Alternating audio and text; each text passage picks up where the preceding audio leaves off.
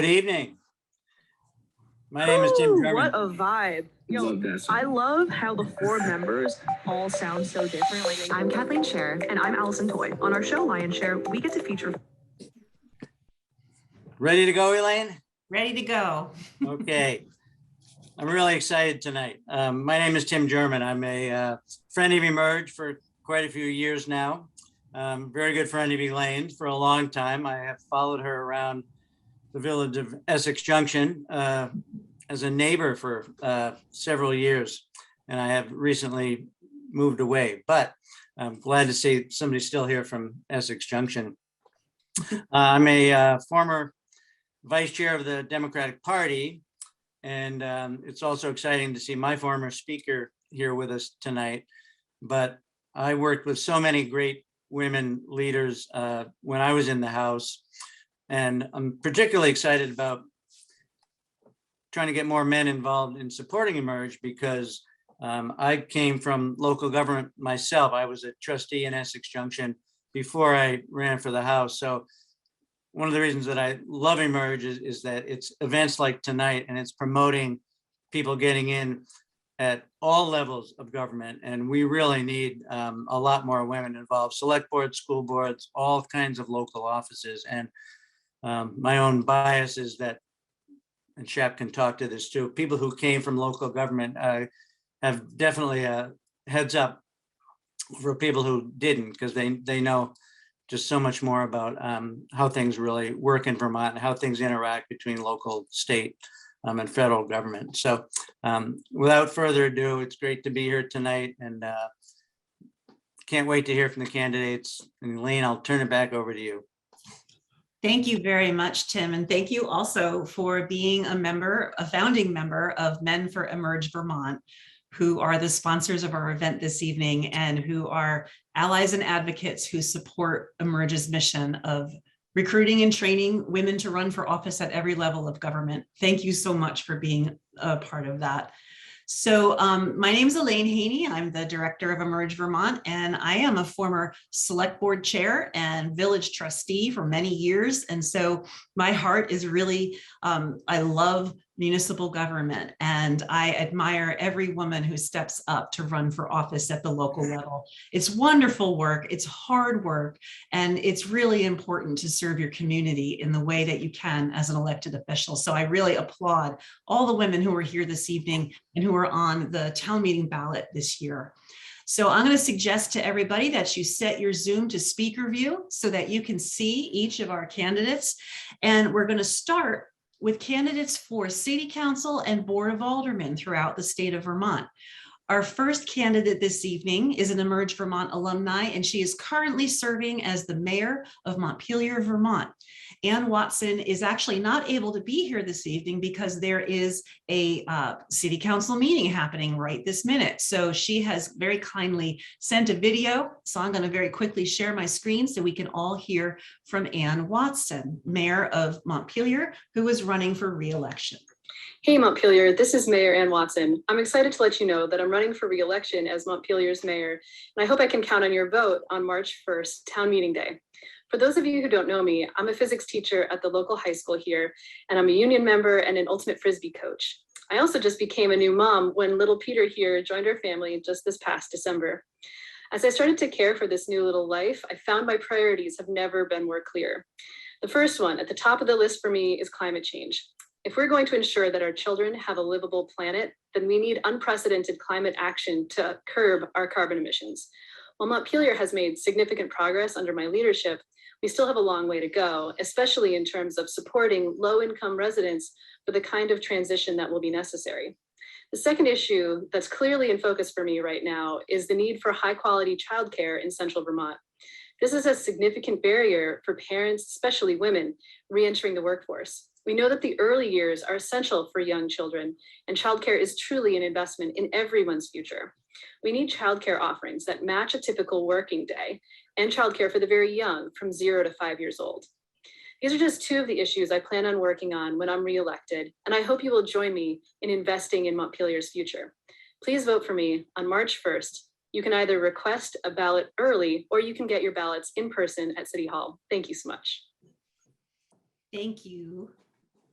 Thank you, Ann Watson, Mayor of Montpelier, and best of luck in your race for re-election.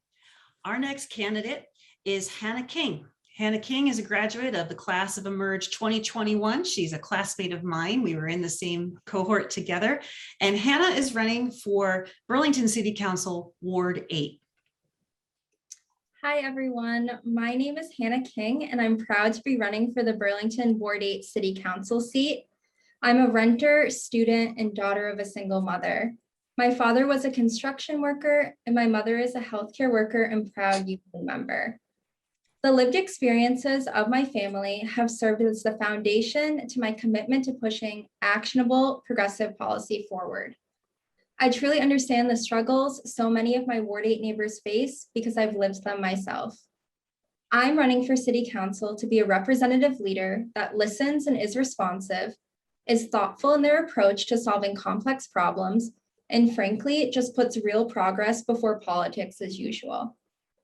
I have taken action to ensure every neighbor is taken care of and given the chance to participate in our community, because Ward 8 deserves a councillor who has proven themselves as a dedicated public servant, who understands the intricacies of our local government and will be able to produce results from the moment that they are elected. And I'm confident that I am that person. I believe we can solve our deepest challenges through working together and listening to each other. I've worked tirelessly on behalf of our Ward 8 neighborhood, serving as a steering committee member on the Wards 1 and 8 Neighborhood Planning Association, and as well as the Ward 8 representative on the City of Burlington's Community Development Block Grant Advisory Board. Through these roles, I've had the opportunity to help expand language access in some of our community's most important events, such as assisting in organizing Vermont's first live translated mayoral forum, as well as working to strengthen relationships between students and long-term Burlington residents by creating a pen pal program to encourage productive dialogue within Ward 8. I've also worked closely with my neighbors and university leaders through Community Coalition to de-escalate problematic situations in our student-dense neighborhoods. I recognize that being a good city councilor goes beyond just traditional ways of community engagement. I'm proud of the time I have spent as a substitute teacher working in our public schools, as well as organizing work I've done with immigrant and refugee farmers in relation to fighting for fair and increased land access. And I hope that I can earn your support on March 1st. Thank you. Thank you very much, Hannah, and best of luck with your race in Ward 8 Burlington City Council. Our next candidate is another person who's unable to join us this evening. She is in the middle of a candidate forum down in Rutland. Tatio is a member of the current class of 2022, and she is running for Rutland City Alderman. So I'm going to share my screen so you can hear from Anna. My name is Tatio, and I am running for Rutland City Board of Aldermen. I grew up in Rutland, and I feel enormous pride in how our city comes together throughout the year. From Art in the Park and the Vermont State Fair to the Halloween Parade and New Year's Eve, we find ways to celebrate the seasons, support our farmers and artists, and enjoy live music as a community. That's why I'm running for the Board of Aldermen. I care about the future of our city, and I want to serve my hometown by bringing people together. We must support our city by electing dedicated, open-minded leadership that will advocate for the people of Rutland. I value family, community, and a healthy place to live, and I will rely on those values in every decision I make as a member of the Board of Aldermen. We must prioritize increasing job opportunities, finding affordable quality housing for people, and planning for Rutland City to come back from COVID stronger than before. After graduating from Rutland High School in 2009, I chose to stay in Vermont and attend UVM. When I completed my law degree at Lewis and Clark in Oregon, I returned home to Rutland. I'm now a member of the Vermont Bar Association, and I have a position as a job developer in Rutland and as a ski patroller up at Killington. The vibrancy, health, and safety of our hometown is my priority. While serving as your alderman, I will analyze, evaluate, and consider all the options. I will weigh all sides and think fairly and rationally to support positive outcomes for Rutland. Your ideas are important to me. I will advocate for you and your family's needs with every decision the board makes. I will work to make Rutland a safer, more pedestrian-friendly city. I will support smart city planning efforts to increase the vibrancy of our community. As the custodian of your tax dollars in the city budget, Hearing your ideas will be my priority. Together, we can make Rutland a place that works for everyone. Please vote on March 1st, and if you live in Rutland, consider me, Anna Tatio, for Rutland City Board of Aldermen. Thank you. Thank you, Anna. Anna is running in a contested race, and so we wish her all the best. Our next candidate is an alum from Virgins, Zoe Caslow. Hey folks, thank you so much for having me this evening. My name is Zoe Caslow and I'm running for Virgin City Council because I love this community and I want to support its continued growth. Virgins has been my chosen home for the last 4 years and I look forward to spending my next 40 years here. I've served on the boards of the Boys and Girls Club of Greater Virgins, Vermont Women's Fund Council, and Middlebury's Neighbors Together. I've also volunteered for 3 city council elections here in Virgins, and I'm chair of the Addison County Democratic Committee. Professionally, I work at Let's Grow Kids, Vermont's childcare campaign, working toward all Vermont families having access to high quality, affordable childcare by 2025. Formerly, I was the executive director of Addison Central Teens, the teen center in Middlebury, and I served on Middlebury's Parks and Recreation Committee. I also worked at Planned Parenthood of Northern New England as a philanthropy officer. So I've been in the nonprofit industry for the last 7 years, and I am skilled in making limited resources go a long way, which we know is critical in local government. I would bring that expertise and passion to my work on city council. Issues here in Virgins that are important to me: a thriving downtown, robust parks and recreations offerings, an updated wastewater system, safe, smart, and community engaged policing, affordable housing, and of course, accessible childcare. A little more about me. I'm an avid gardener and I take great pride in making our home a neighborhood and our neighborhood a home. My husband and I have 2 cats, 7 chickens, and a baby on the way. I think I might be the first city councilor in history in Virginia to be pregnant while serving, which representation matters, as we all know. So don't forget to vote on March 1st. You can pick up a ballot at City Hall and vote there, or you can vote in person at the fire station from 9 a.m. to 7 p.m. on Tuesday, March 1st. Thank you so much for having me this evening, and good luck to my fellow Emerge alumna. Zoe, thank you so much and congratulations on your good news. Best of luck on March 1st. So we're going to take a slight break now from candidate presentations, and we're going to have one of our special guests speak at the moment. Shap Smith was elected to the Vermont House of Representatives in 2002, representing the Lamoille, Washington 1 district. He served on the Ways and Means and Joint Fiscal Committees before being elected Speaker of the House in 2009. He served in that role until 2015.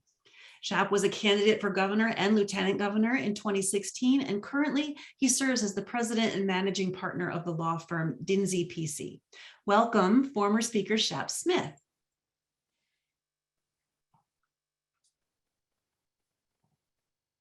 I still haven't really gotten Zoom down after 2 years, but it's really great to be here. And first of all, I just want to wish all of the candidates good luck as you approach the election. I know how nerve-wracking it is. My first election, I won by 42 votes, and I went into my last town down by 98 votes. So it's I know what squeaker is like, and I had a recount. I think the year that I was elected, about 8 of us who were Democrats had recounts and won by 2 to 48 votes. So every vote matters. So I'm glad to see everybody practicing their speeches and ready to get out there. I want to just talk a little bit about my experience in the House, and particularly in House leadership, and what was most, I think, important about making sure that we could support women leaders. And luckily for me, I had incredible examples before I became Speaker. Gay Symington was the second woman speaker in the history of the state of Vermont, and she served for 4 years before I became Speaker.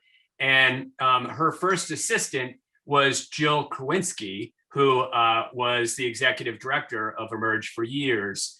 And seeing how they supported women candidates, women who were in the legislature, really guided me in how I approached the job when I first became speaker. I'm really proud of the fact that almost throughout the entirety of my speakership, the majority of the chairs that I appointed were women, and that the fiscal chairs, the chair of appropriations, who when I first started was Martha Heath, and then Mitzi Johnson, and then Janet Ansell. I really made a concerted attempt to make sure that we were appointing women to positions of leadership. And it really wasn't that hard to make it a concerted attempt. Frankly, the people who were in those positions were the most qualified to be there.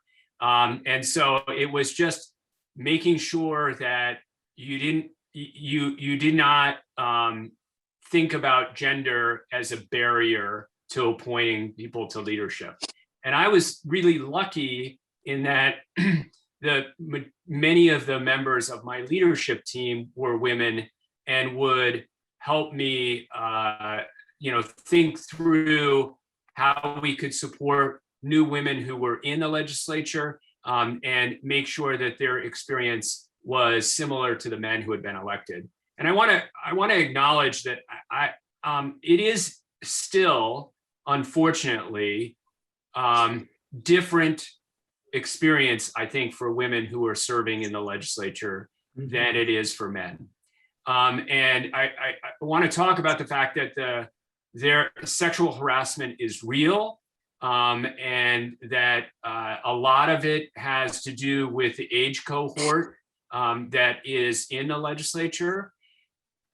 And I wish that we could figure out a way to properly address this. And the reason I bring it up is while we've made progress, I want to acknowledge that we have a lot more to make, and that we should be pushing in every instance to make sure that women feel like the environment they're serving in is safe. And that was not always the case in the legislature, the House, and the Senate. We set up structures to allow for people to report sexual harassment, make sure that they were taken seriously, and to educate people. And I realize that's an aside, and that's not necessarily what I was asked to talk about tonight, but I want to acknowledge that it is still a real barrier for women who want to serve and for them being willing to engage. I know there were people for whom their experience in the legislature, they did not feel supported, and we have more work to do there, men and women. And I think one of the challenges is that the age cohort in the legislature, and sometimes it's gender neutral, is not supportive enough of the people who need help. One of the most important reasons I think that we need to have more women in the legislature and in local offices is perspective. And I was really, this came into relief for me last night. I was moderating a informational meeting at our select board, and man, it's like old and white. And their perspective is so different than the community of Morristown that now exists, because they're not recognizing, to the degree that I think a more representative select board would, the needs of kids in the community, the needs of parents in the community, and the needs of the educational structure in the community. And what I found when we were in the legislature was that particularly younger women and women who had kids were bringing a perspective that did not exist with many of the other legislators. Childcare, which Mayor Watson, raised, was the most important issue that was not understood by the members of the legislature who were older white men. And so, one of the things that we wanted to do as a leadership team was push the issue of universal childcare, and we wanted people who could speak to the issue. I was lucky, I had young children. We were spending $18,000 a year for childcare when my wife and I were working. And we were lucky that we had good jobs, but that was not less money for other people. And that's part of what we need. We need a younger cohort and people who have moms and dads who understand the issues.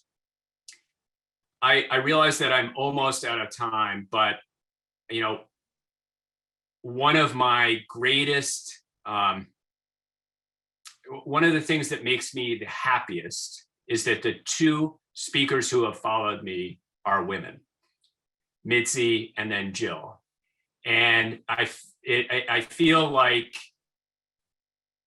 we must have done something right to make sure that the avenues for leadership were there, that people felt that they could grab for the brass ring and that they would be supported in doing so. And that's a tribute to people like Tim. That's a tribute to the leadership team that I worked with. And it's a tribute to the membership of the legislature that understands that we're in a different era than we were even 20 years ago. So go get them. It's time for more change, and you'll bring the perspective that is needed to make sure that family issues are addressed and the issues that will make safer communities are addressed. Thank you very much. Thank you so much, Shap. We really appreciate your remarks. And you alluded to lots of women in leadership when you were in the State House, and we are so fortunate to have a lot of women in leadership still. We have the House and Senate Appropriations Committees are led by women, and the Ways and Means and Finance Committees, as well as House Government Ops Committees, are all led by women. Plus, our Senate Pro Tem, our Speaker of the House, and our Lieutenant Governor are all women, and also Emerge Vermont grads, I might add. So we're making great strides, but we have so much further to go. Vermont is number 10 in the country with the legislature with women in it. We had been number 1, but other states are catching up. Nevada has caught up, and they are now over 50% women. So we still, we are in the forefront, but we have a lot of ground to cover. And there's still only a third of select board members in the state at the moment are women. So we have a long way to go. And I'm really excited that the women who are here tonight are going to run for office, and we're going to help them win their elections. So our next group of women that we're going to meet are running for office on their local select boards. And we're going to start with Esther Thomas, who is a member of the current class of 2022, and she is running for the Middlebury Select Board.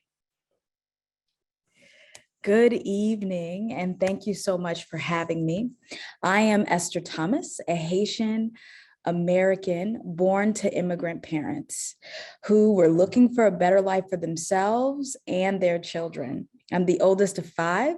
We had a full house and I loved it. My parents instilled the value of family, strong community, and of course, the power of grit. And with that foundation, I took a leap of faith 3 years ago, moved to Middlebury, Vermont as a single mother with the intention of making it home. And I wanted to do that by getting involved in the community. So when I learned of an opening of the select board, I put my name in the hat, not knowing what would happen. I'm happy to say I won that election and ran for a 1-year term. And now I'm running for re-election for a 3-year seat. So over the past year, it was a learning curve because this was all new to me. but I learned the ins and outs of Middlebury, and I've seen the progress we've made so far, but I see that we have a long way to go. We have more to do. And so my hope is to keep the momentum going with downtown and the new businesses that are there, prioritizing housing. I'm the only one on the select board that does not own a house. And so I can definitely bring that perspective, as I'll be renting soon. I'm looking to support the library revamp project. I mean, the library needs a little bit of love. And so I want to support and keep that going, as it is a place, especially for families with young children, especially my children. We love it there, and it's a second home. And I want to help continue make Middlebury a welcoming community through the work that we're doing with Lisa Ryan and Tabitha Moore. So we are doing some work around diversity, equity, and inclusion with our town workers, and we are having some hard, uncomfortable conversations, but we are moving the needle forward, and I want to continue that. So it's been a privilege serving this past year, and I would love the privilege to do it again. So I'll be there at the polls March 1st all day. So I hope to meet folks there, say hello, and continue to be the change I want to see. Thank you. Esther, thank you so much. We wish you the very best in your quest to be reelected. Good luck on town meeting day. Our next select board candidate is another member of the class of 2022. This is one amazing group of women. Mary Erdai is running for the Hartford Select Board. Hello and good evening. My name is Mary Erdai, and I am running for a 3-year term in the Hartford Select Board. As a single mom and a teacher for almost 30 years, education has been one of the biggest influences in my life. That and the value of volunteerism. Teaching 5th graders to college students in public, private, parochial, and experiential schools has taught me much about the value of the individual over the grade, as well as patience. As a Peace Corps volunteer in the U.S. Trust Territory of Micronesia, I discovered that I could learn much from the world outside my comfort zone as we learn to share our lives and common goals. One educational experience solidified this valuable lesson. I went from teaching at the best public high school in New Hampshire to working with anger management students in a special program in Vermont. On the first day of class, a 19-year-old dropped the F-bomb on me, threw her books at me, and slammed the door on her way out. I'd known her for less than 5 minutes. I knew then that these confrontations would most likely be daily occurrences. What guided my decision to continue to work with these students, rather than try something else, was that they deserved the same education as any of the elite students I had previously taught, and I could learn from them as well. I know that members of my community want a chance to be heard, and some want to let out steam. Regardless, my job will be to listen to them. This is called representation. I like to think we can find some solutions or compromises, or if not, then I can be a good listener to their unique circumstances. Our town's biggest challenges are also our biggest opportunities. The homeless, affordable housing, economic hardships, town infrastructure, climate resilience, and our dwindling number of officers and leaders in our police force. I'm no miracle worker. I am a pragmatic individual, willing and able to work with all members of the select board, town officers, and staff to approach our issues in a positive manner. I can respect differences and also move toward outcomes that best serve our community. Thank you. And I'm looking forward to your vote on March 1st. Mary, thank you so much, and I wish you the very best on town meeting day. Our next speaker is somebody who I have had the honor and pleasure of working with many times in my community on conversations about bringing our community together over difficult topics. Susan Clark is a writer and an educator who focuses on community sustainability and citizen participation. She's an award-winning radio commentator and a former talk show host, and the author of Slow Democracy, Rediscovering Community, Bringing Decision-Making Back Home, as well as being the co-author of All Those in Favor, Rediscovering the Secrets of Town Meeting and Community. Susan is also the recipient of the 2010 Vermont Secretary of State's Enduring Democracy Award, and she serves as the town moderator of Middlesex, Vermont, so she knows of which she speaks. So please join me in welcoming Susan Clark.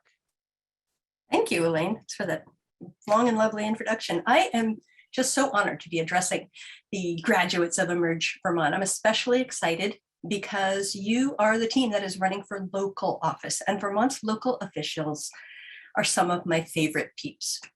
In these crazy polarized times, how often have we heard that what we need to do is find common ground? If we think about it, common ground is what local officials are here for. Whether you're running for mayor of Montpelier or select board in Middlebury, our communities of place are literally our common ground. Now, Vermont, it's a hard place to live, and we share that. Winter is challenging. We've had an ice storm with power outages, our phones blowing up with alerts about whiteout conditions and flood warnings. By the way, that is only in the last week. Anybody else? Here is the shortest month, but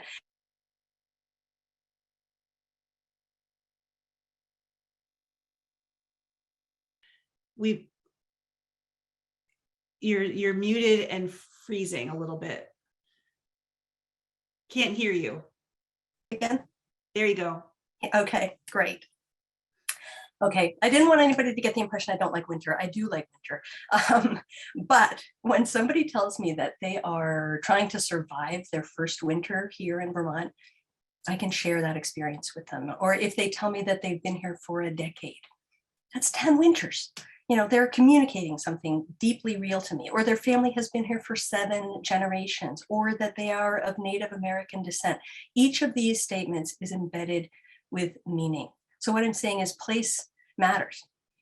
American democracy is struggling so painfully now. Sometimes it seems like people have lost faith in democracy altogether. And this is especially true when we are pulled into nationalized issues, which are increasingly inflamed by misinformation, social media, and to use Amanda Ripley's useful term, conflict entrepreneurs, the folks who make it their business to sow distrust because they benefit from polarization. But as local officials, you will have an unparalleled opportunity to connect. You are that vital connective tissue between your community and its democracy. Vermont's human scale communities allow us to meet our neighbors in person. And by seeing and listening, really listening to each other, we can use local democracy as a true convening force, restoring faith with the kindness and decency and dignity that democracy deserves. But I know local democracy is not all sunshine, kind of like our winters. But when we create local processes that are inclusive and deliberative and empowered, we can allow some of the best of human nature to emerge. I'll be the first to admit that it's hard to listen to people that I disagree with. And in fact, brain science shows that we all suffer from this problem. There was a well-known study, it was in 2006, it's been repeated many times since then. The researchers wired up some voters to explore what happens inside our brains when we receive new information that doesn't fit our worldview. So a group of self-described Republicans and Democrats were subjected to unflattering information about their own party's candidates. And according to their MRIs, when subjects were confronted with information that contradicted their biases, their brains actually underprocessed the information. So the prefrontal cortex, which is responsible for conscious reasoning, hardly even fired. And instead, the emotional circuits of their brain lit up, basically skipping the new information altogether. We have to remember this is a physiological response. Social scientists like Jonathan Haidt explain that this us-them mentality, it's largely innate, identifying who's on my team and who isn't. It gave us a survival advantage back, when we were banding together in tribes for protection. Thank you very much, evolution. But if we want to live in a world where people can take in new information, this means we need to frame the conversation in a way that doesn't challenge people's identity. We can use our full intellectual capacity better when we don't trigger this us-them response, when we frame issues and engage people in a less polarizing way. We're more likely to find our way forward together. And this is where local engagement can come in. Communities do best when leaders engage people in identifying the issues, authentically acknowledging the trade-offs, and working together to identify solutions. We can focus not on us versus them, but on our common ground. So we're not the red team versus the blue team. We're Team Rutland, or Team Heartland. And this is especially important now at this moment in history, because many of today's topics, some of which folks have mentioned today, housing shortages, economic disparities, citing renewable energy, these are resistant to resolution because they're what policy analysts call wicked problems. A wicked problem is something science can't give us a simple one right answer to, partly because of those competing identities and underlying values. If you think about it, the world is full of polarities, two crucial, interdependent, but contradictory variables that have to coexist. And it's not easy, but we manage them every day. Parents, they have to be firm, but flexible. A good boss is both grounded and visionary. Organizations have to embrace continuity and change. In Vermont, we should be good at this by now. We've functioned since 1788 under the paradoxical motto of freedom and unity. Issues become wicked when we're managing multiple polarities at once. So when town planners have to consider one group's justifiable interest in open space and wildlife, but another's in economic vitality and another's in affordable housing, there's no single solution that's going to please everyone. So rather than thinking about solving wicked problems, we need to think about managing them, working with the community to identify the competing values, weigh the pros and cons, and work together to find the best balance in each case. There's a great professor at Colorado State, a guy named Martine, who explains that most problem-solving models focus either on expertise or on activism. But wicked problems are inherently different. They don't respond exclusively to technical solutions nor to advocacy, but they do respond to is slow, trusting, face-to-face communication.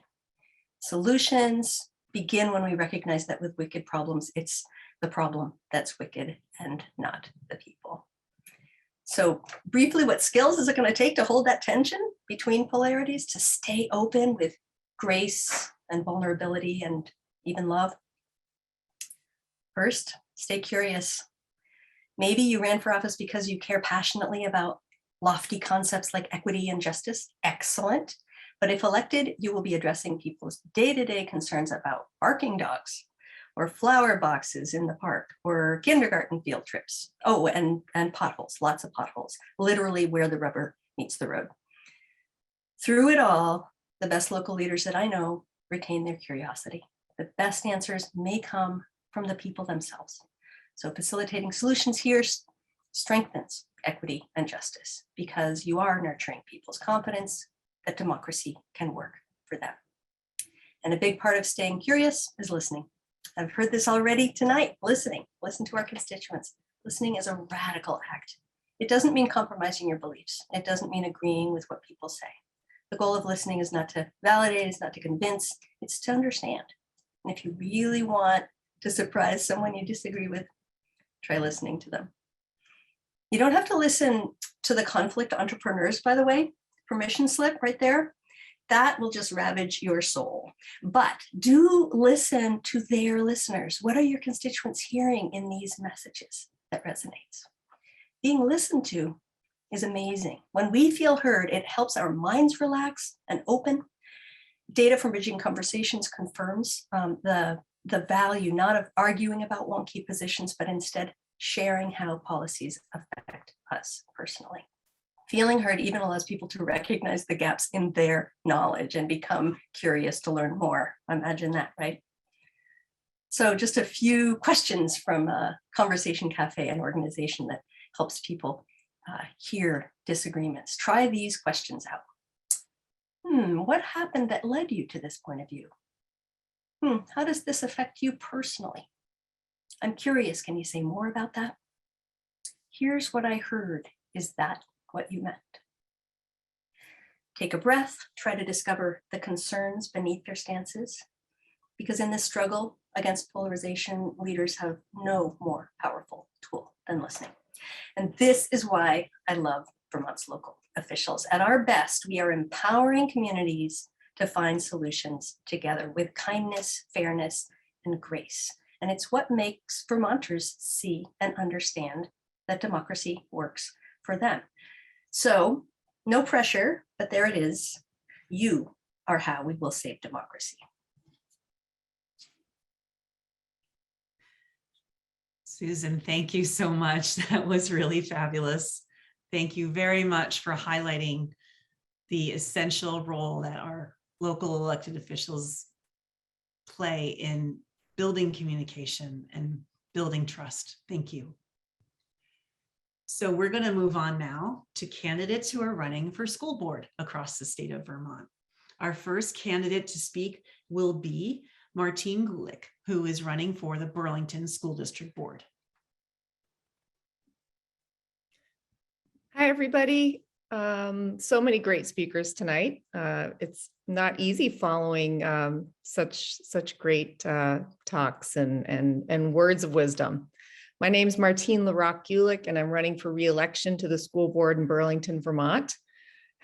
As you know, education is one of the underpinnings of our democracy. And at a time when that very foundation is being threatened on many fronts, we need leadership that's prepared to work for an education system that's both equitable and inclusive. I am that person here in Burlington's Ward 4. As someone who's worked in public education for 30 years as a classroom teacher, a coach, and a librarian, my commitment to teaching and learning is clear, and this experience lends critical insights to our Burlington School Board on a regular basis. Having served our district through the challenges of both a pandemic and the urgent closure of our high school and technical center, I have the experience, leadership, and the proven commitment to continue this work.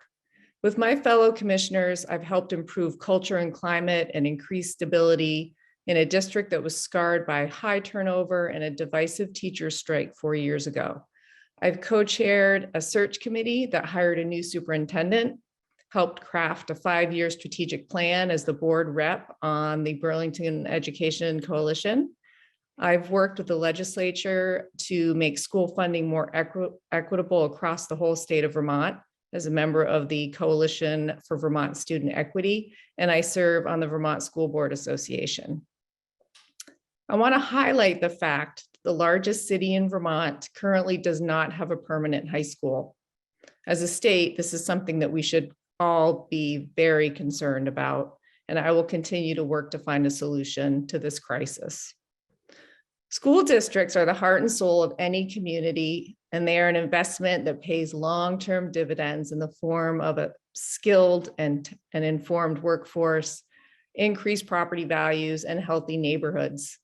As our incredibly talented, creative, and diverse community navigates critical challenges in the coming years, I ask for your vote and your support as a proven community leader. Thank you so much.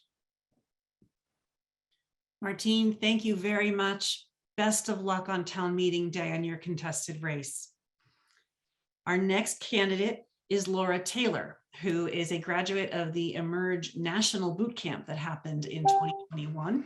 And Laura is running for a seat on the Essex Westford School District Board. Great. Thank you. Good evening, everyone. It's such a pleasure to be with you all tonight, and I wish all of my Emerge sisters the best of luck. My name is Laura Taylor, and I am running for a seat on the Essex Westford School Board, and I would be honored to have your vote. I'm a long-term resident of Essex, having lived in the community since 2005. I came to Vermont in 1997 to attend St. Michael's College, and as my mom still tells people, she dropped me off on that first day, and I never came back. I'm a single mom to 2 boys, ages 12 and almost 15, and they have attended Essex schools since kindergarten. They, like I did in Londonderry, New Hampshire, have received an excellent public education. I myself am a proud public school teacher and union member. I have taught Spanish at Milton High School for 21 years, and I'm at the point in my teaching career where some of my current students are the children of some of my former students, which is, I love it. It's what a wonderful circle that has been. I have devoted my life to public education, and I've advocated for Milton kids for over 2 decades. I'm eager to advocate on behalf of Essex students as their school board member. I have a lot to offer the Essex School Board. I know how public schools work, from the day-to-day routines of running a classroom to curriculum planning to budgeting and everything in between. I will bring an experienced and informed perspective to the table. Public education is the cornerstone of our democracy, but sadly, it is under attack, and school boards have become a political and ideological battleground. As a school board member, I want to right the ship and to steer the focus back on the mission of the school board, which is to ensure an excellent, equitable public education for every child in the district. Thank you. Thank you, Laura. And thank you for running for the school district that my children are in as well. Our last candidate for school board is Melissa Bataa, and she is running for a seat on the Barre Unified Union School District Board. Melissa unfortunately had a bit of a medical emergency this afternoon, and so everything's fine, but she very quickly whipped up a video for me to share with you. So hold a moment while I share my screen and we will hear from Melissa Bataa.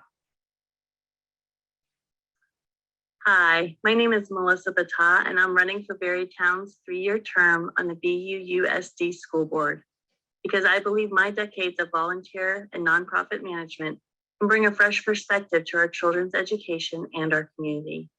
When my husband and I decided to buy a home, we spent months driving through the neighborhoods of Washington County. We knew we wanted land and access to nature. We also wanted a good school system for our kids to grow in and a safe neighborhood to live in. We found all that and much.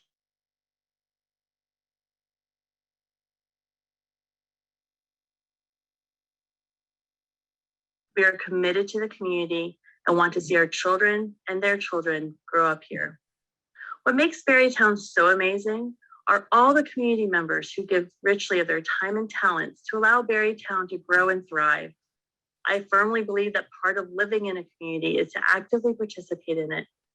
Because of this conviction, I've served on the board of the Good Samaritan Haven for 5 years, currently as the board chair. Prior to COVID, I volunteered at our local school on a monthly basis with my daughter's eco classroom. And I'm a founding member of the Vermont Ethnic and Social Equity Coalition. This past fall, I coached my son's soccer team through the BYSA program. And I have also worked for and volunteered with the Greater Barre Community Justice Center. Now is the time for my family and I to give just a tad bit more. I'm running for the school board because I want to give back to this community, which has become home by bringing a fresh perspective and a mother's intuition to our school's issues. I know that my decades of experience in nonprofit management will help me make informed decisions about the future of our schools. And my years working as a community organizer give me the necessary experience needed to listen to the needs of our community before making decisions. I'm running to create opportunities for our students to thrive and our communities to grow. But I can't do this without your support and without your vote to ensure that we continue to have quality schools, which attract more families with younger children like us to settle in Barrytown. We need school board members that can listen to parents, teachers, staff, and administrators, as well as the general public, balancing all of their needs together. People in Barrytown deserve a future that works for all Vermonters, and I'm the best candidate to continue to lead us along this path into the future. Thank you so much. Thank you so much, Melissa, and to all the candidates who were here this evening to share with us their desire to run for office. We have one other candidate who could not be here this evening. Greta D'agostino is a member of the Williston Select Board, and she is running for re-election as well. I think I share everybody's desire to vote for everybody who's here this evening. I wish I could vote in every town for each one of you. And I wish you the very, very best. And before we go, Tim German has some closing words, but I also want to just give a shout out to some of Emerge Vermont's cabinet members who have been in the audience this evening. Beth Pierce has been our state treasurer for several years now, and she is an absolute role model for the women here tonight, for all the women in our classes. She is a constitutional officer of the state of Vermont, and we're so proud of her. And there's Sue Minter, who is a former gubernatorial candidate and a cabinet member. And there is Dottie Deans, who has been deeply involved in the Vermont Democratic Party for many years. These are the women who have paved the way for those of us who are here today, giving our speeches and running for office at the local level. So thank you all so much for being role models and supporting women running for office. And thank you this evening for coming this evening and supporting Emerge Vermont. So Tim, why don't you take us home? And thank you again for being here, everyone. Thanks, Elaine. Well, it's happened again. Every time I attend an Emerge event, I just walk away in awe of the people, the women who are going to give so much. And part of me is angry, frankly.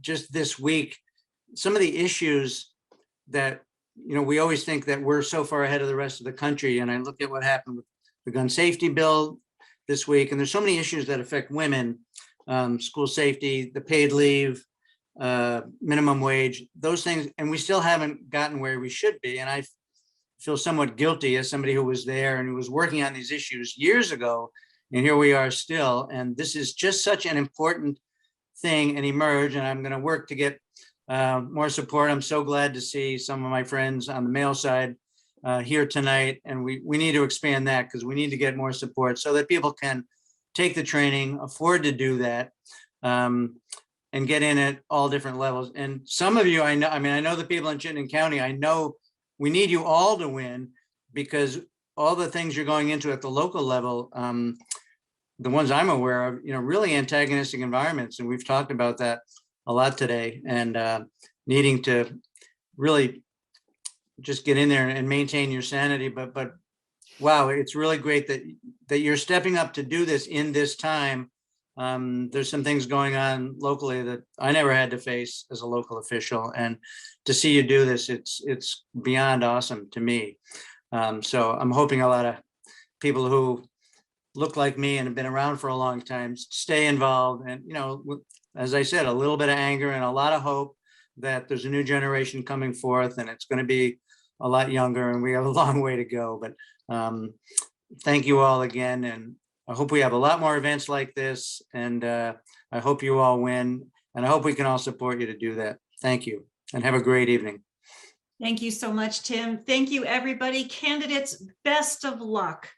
Let us know how you do. We're so proud of you, and good luck with your races. Have a great evening, everybody. Thank you for being here tonight.